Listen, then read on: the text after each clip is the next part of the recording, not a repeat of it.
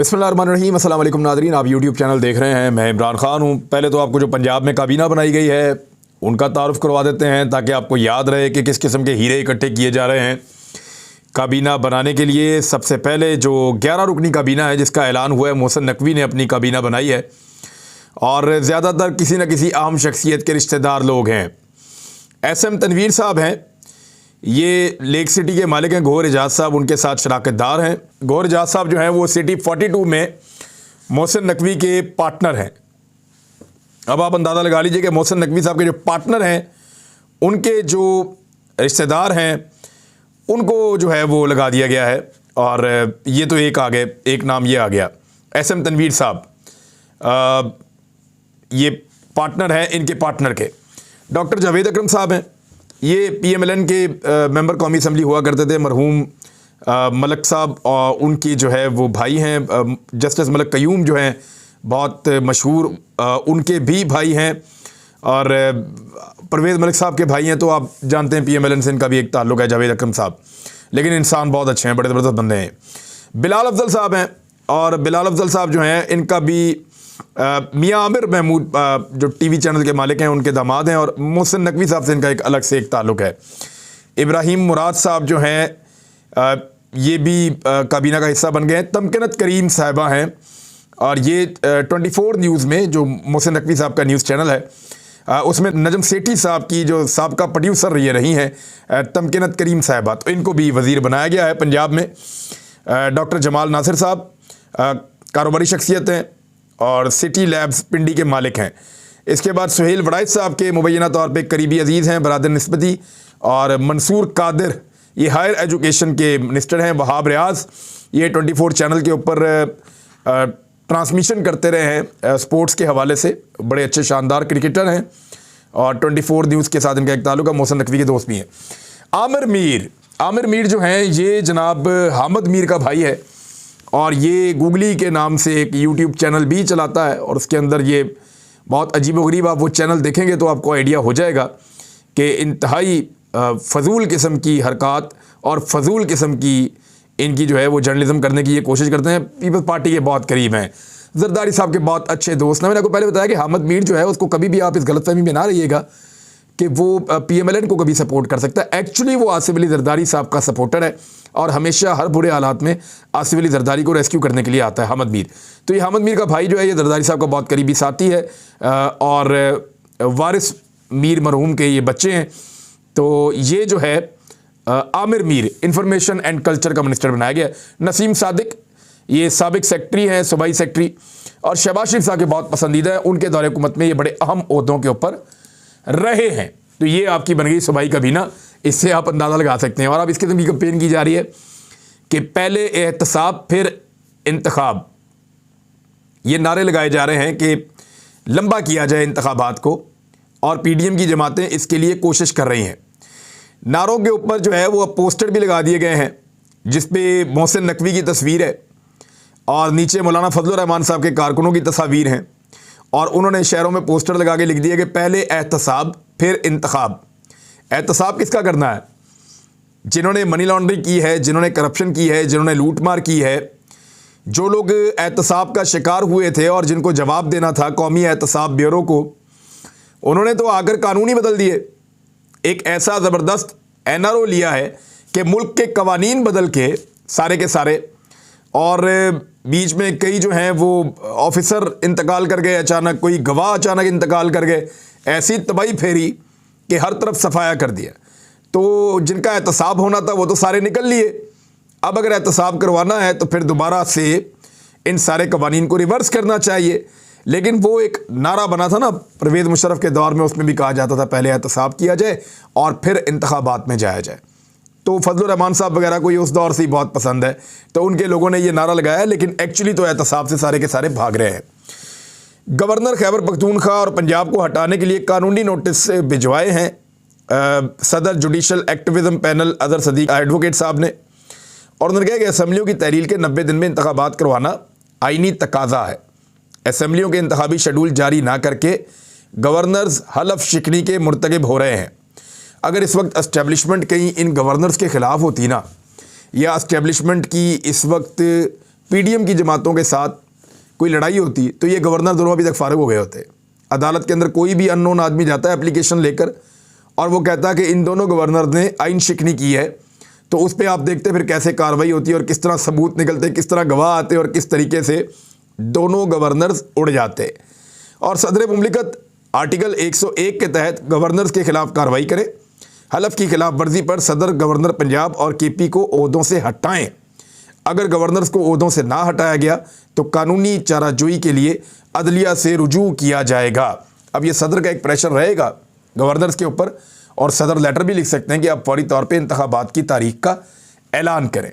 लेकिन इंतखाबात से भागने के लिए मुख्तलिफ हीले बहाने अपनाकर इंतखाबात से दूर जाने की कोशिश की जा रही है। गवर्नर खैबर पख्तूनख्वा ने तो यहाँ तक कहा कि अगर हमें ये कहा गया हालात इस तरह के हैं, हम चाहते हैं कि एक और मरदमशुमारी हो जाए, डिजिटल ये हो जाए, वो हो जाए, वो बहुत सारी बातें उन्होंने की हैं। और वो ये भी कह रहे हैं कि 10-15 दिन आगे भी जा सकते हैं। अच्छा, 10-15 दिन आगे जाने की जब वो बात करते हैं ना, तो इसका मतलब ये है कि वो ये चाहते हैं कि रमज़ानुल मुबारक के बाद हों इंतखाबात। उसकी वजह यह है कि फजल रहमान साहब की पार्टी और जो हमारे मौलवी हजरात हैं जो उनके लिए कोशिश करते हैं वोट ढूंढने की, वो सारे रमज़ानुल मुबारक में उन्होंने पूरे साल का कमाई करनी होती है, तो वो इसलिए मसरूफ़ होते हैं, तो वो टाइम दे नहीं पाएंगे, तो बड़ा मुश्किल हो जाएगा। तो ईद के बाद अगर इंतखाबात होंगे तो फजल रहमान साहब के लिए ज़रा फील्ड अच्छी हो जाएगा। मेरे ख्याल में मौका दे देना चाहिए फजल रहमान साहब को और उनको पूरा मौका मिलना चाहिए ताकि वो भरपूर तरीके से अपनी पूरी फोर्स के साथ इंतखाबी मैदान में उतरें और कोई कसर रह ना जाए। उनको ये बाद में ना लगे कि ये हो जाता तो ये हो जाता, मैं वो कर देता तो ये हो जाता। तो पूरे तरीके से उनको इंतखाबात के अंदर आने देना चाहिए। हुकूमत पंजाब ने, आपको पता है कि निगरान हुकूमतें इस तरह तकर्रुर और तबादले नहीं करती, लेकिन बहुत बड़े पैमाने पर पंजाब पुलिस में उखाड़ पछाड़ करते हुए 15 आला पुलिस अफसरान के मज़ीद तबादले कर दिए हैं। चीज़ें आपके सामने हैं। एडवोकेट जनरल को हटा दिया गया था पंजाब में, लेकिन लाहौर हाई कोर्ट में जब ये केस गया तो लाहौर हाई कोर्ट के जस्टिस आसिम हफीज़ साहब ने अहमद अवैस जो एडवोकेट जनरल हैं उनकी दरख्वास्त के ऊपर समाअत की और उनको वापस उनके ओहदे के ऊपर बहाल कर दिया है। नोटिफिकेशन जो हुआ था वो मुअत्तल कर दिया गया है। और इसके अलावा जो है एक और ख़बर है, इसहाक डार साहब ने एक प्रेस कॉन्फ्रेंस की है और ये प्रेस कॉन्फ्रेंस में मुझे इसहाक डार साहब को देखकर जो है वो तरस आ रहा था। वो इसलिए आ रहा था कि कोई शख्स अपने साथ इतना बड़ा जुल्म भी कर सकता है। वैसे जुल्म तो मुल्क के साथ किया है, लेकिन अपने साथ भी बहुत बड़ा जुल्म किया है। मैंने जब एक हार्ट टॉक के अंदर इसहाक डार का इंटरव्यू देखा था तो उसमें इतने पसीने छूटे हुए नहीं थे, उसमें इसहाक डार इतने घबराए हुए नहीं थे जितना मुझे इस कौम से खिताब के अंदर वो घबराए हुए नजर आए। ये एक वो नहीं था प्रेस कॉन्फ्रेंस, ये ऑलमोस्ट एक कौम के साथ खिताब था। उन्होंने एक पैगाम टाइप का जारी किया और उसमें उन्होंने लफ्ज़ इमरान खान जो है वो दर्जनों मरतबा बोला है। यानी वो इकॉनमी पे बात करने आए थे, वो बात ही नहीं की उन्होंने इकॉनमी पे। अदाद-ओ-शुमार उनको बताने थे, अदाद-ओ-शुमार उन्होंने दुरुस्त तरीके से बताया ही नहीं। एक बौखलाहट मुझे नज़र आई, ज़बान उनकी बार बार लड़खड़ा रही थी, बॉडी लैंग्वेज उनकी इंतहाई नेगेटिव थी, बहुत घबराए हुए थे, बहुत परेशान थे और साथ ही साथ इसहाक डार साहब की जो बॉडी लैंग्वेज थी वो बहुत मायूस कुन थी, जैसे एक आदमी बहुत मायूस हो जाता है। फिर वो इमरान खान साहब को ताने भी दे रहे थे, हत्ता कि वज़ीर ख़जाना इस हद तक यानी उन्होंने बावलापन जाहिर किया कि उनको ये कहना पड़ गया मईशत की तबाही की दास्तान बताते बताते कि तबाही इसलिए हुई है कि कहीं तोशा खाना से इमरान खान ने घड़ी निकाल के बेच दी है। यानी इमरान खान साहब ने जो घड़ी खरीद कर जो बेची, आज वज़ीर ख़जाना ये समझता है कि ये वजह है पाकिस्तान की मईशत की तबाही की। यानी ये लेवल आ गया पाकिस्तान के वज़ीर ख़जाना का और यहाँ तक पहुँच गया। और इससे पहले वज़ीर ख़जाना ने एक स्टेटमेंट दिया कि पाकिस्तान की जो माशी तरक्की है वो अल्लाह ताला करेंगे। भाई अल्लाह रब्बुल इज़्ज़त तो सब अच्छा ही करते हैं, हम ही अच्छा नहीं करते। और अल्लाह रब्बुल इज़्ज़त का हुक्म है कि अपनी मदद आप करनी पड़ेगी। भाई आप हीला करेंगे तो वसीला होगा ना, जब तक आप काम नहीं करेंगे तब तक काम बनेगा नहीं, जब तक आप हथियार नहीं उठाएंगे तब तक आप लड़ने के काबिल नहीं होंगे। ऐसा तो नहीं हो सकता कि आप बैठे रहें चौकड़ी मार के और आपकी जगह पे आगे लड़ाई कोई और लड़के चला जाए, ऐसा नहीं हो सकता। तो इसहाक डार साहब ने एक बड़ी भोंडी और बड़ी अजीबोगरीब बात की है और शिकस्त खुर्दा बात की है। ये इसहाक डार साहब के रोज़ नए कारनामे सामने आ रहे हैं और हम आपको बताते भी जा रहे हैं। मिसाल के तौर पे यूरोप, अमेरिका और बरतानिया में जो पाकिस्तानी सफारत खाने हैं उनके मुलाजमीन को 6 महीनों से तनख्वाह नहीं मिली। 6 महीने हो गए हैं पाकिस्तानी सफारत खानों को वहाँ पे तनख्वाह नहीं मिल रही। और ये मैं आपको बता रहा हूँ कि डॉलर की ऊंची उड़ान और ख़राब माशी सूरत हाल जो है उसकी वजह से अमेरिका, कनाडा, यूरोप और बरतानिया में पाकिस्तानी सफारत खानों में काम करने वाले मुलाजमीन तनख्वाहों से महरूम हैं और लगभग 6 महीने हो गए हैं कि इनको तनख्वाहें नहीं मिल रही। और हालात ये हैं वहाँ पे कि तनख्वाहें और हाउस रेंट ना मिलने से मुलाजमीन माली बदहाली का शिकार है और इन्हें हर माह कहा जाता है कि इस माह तनख्वाह मिल जाएगी। यूरोपीय ममालिक, बरतानिया, अमेरिका और कनाडा में मुलाजमीन को हाउस रेंट अदा ना करने पर मकानात खाली कराने के नोटिस भी मिल चुके हैं।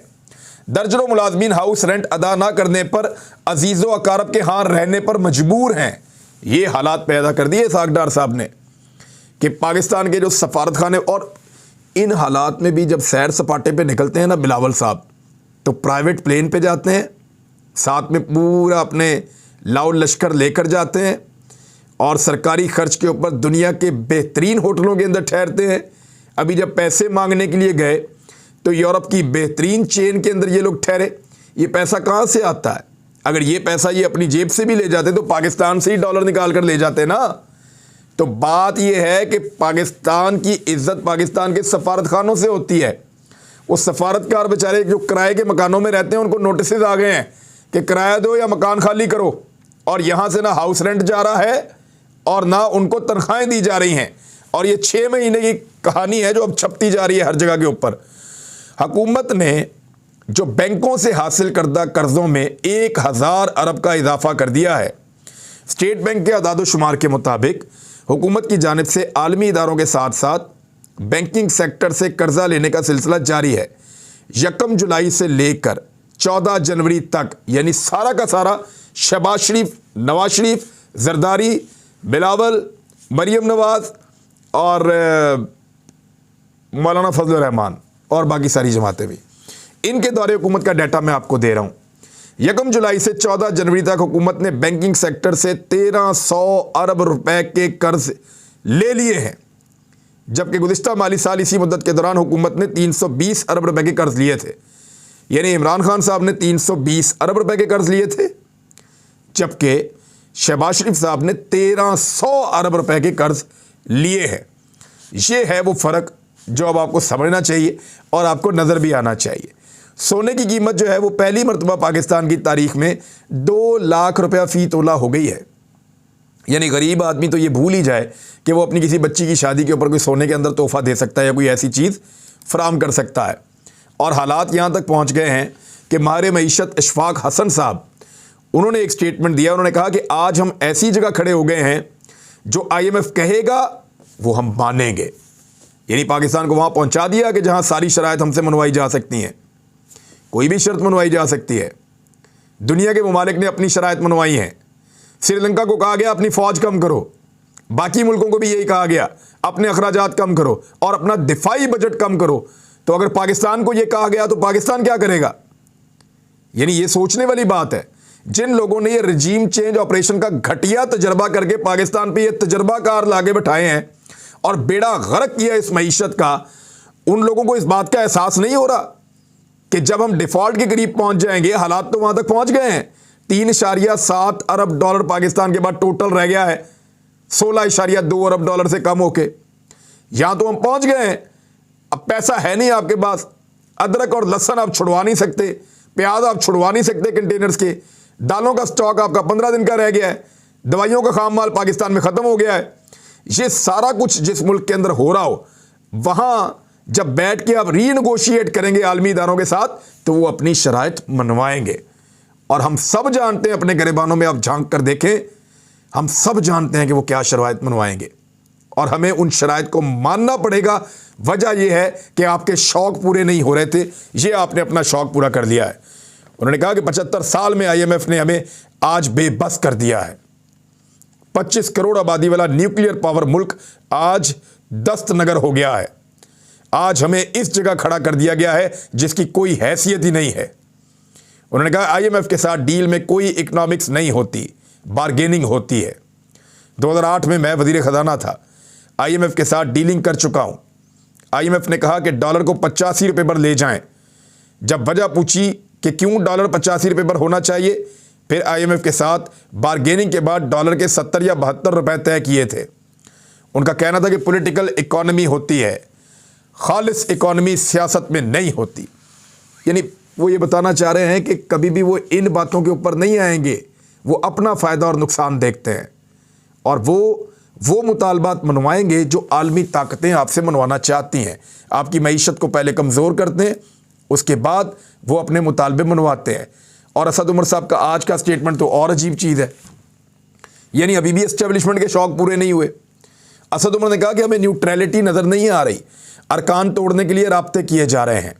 उन्होंने दावा किया कि हमें न्यूट्रलिटी के आसार इसलिए नज़र नहीं आ रहे कि PTI अरकान असम्बली ने बताया है कि उनसे राब्ते किए जा रहे हैं और पैगाम दिया जा रहा है कि इनका मुस्तकबिल PTI के साथ नहीं है। यानी पाकिस्तान तहरीक इंसाफ का कोई मुस्तकबिल नहीं है। वो जो इमरान खान साहब बात करते हैं कि कांटा लगा दिया गया इमरान खान के नाम के ऊपर, वैसे ये लोग बताया करते थे माजी में कि नवाज शरीफ और नवाज शरीफ की फैमिली के नाम के ऊपर बहुत बड़ा कांटा लग चुका है, बहुत बड़ा क्रॉस लग चुका है। वो फैमिली अब सर पे बैठी हुई है पाकिस्तान की एस्टेब्लिशमेंट के। राणा सनाउल्लाह साहब ने कहा है कि इमरान खान को गिरफ्तार करने का इरादा नहीं है, लेकिन उनके बयानात से लगता है कि वो गिरफ्तार होना चाहिए। यानी उन्होंने कहा गिरफ्तार होना चाहिए, उनके बयानात से ऐसा लगता है। इमरान खान साहब ने जो आसिफ अली जरदारी के बारे में बात की है, उस पर पीपल्स पार्टी का ये कहना है कि वो इमरान खान साहब पे केस करेंगे, वरना इमरान खान साहब साबित करें कि आसिफ अली जरदारी साहब ने जो है वो सुपारी दी है इमरान खान साहब को कत्ल करने की किसी कलअदम तंजीम को। इस तरह की चीज़ों को साबित कैसे किया जाता है? साबित कैसे किया जाता है? बेनज़ीर भुट्टो के कातिल तो आज तक आप लोग पकड़ नहीं सके और इमरान खान से कह रहे हैं कि ये बात साबित करें। इमरान खान ने इससे पहले जो कहा वो साबित हुआ। उन्होंने कहा मेरे पे हमला होगा, इस नौइयत का हमला होगा, इस तरीके से हमला होगा, इस तरह का आदमी करेगा, बाद में ये बयानिया बनाया जाएगा। वो सारी बातें एग्जैक्टली उसी तरह सच साबित हुई। तो कोई वजह नहीं है कि इमरान खान साहब की बात पे लोग एतबार ना करें। दूसरी मरतबा भी एतबार करना पड़ेगा। और एक बात याते याते दोबारा आपको याद दिलाऊं, बार बार दिलाऊंगा कि आज़ादी इजहार राय के लिए गिरफ्तार होना और बात है, करप्शन, बेईमानी, चोरी, डकैती में गिरफ्तार होना और बात है। इन दोनों केसेस में फ़र्क है। अब तक के लिए इतनी, अपना ख्याल रखिएगा, अपने इस चैनल का भी। अल्लाह हाफ़िज़।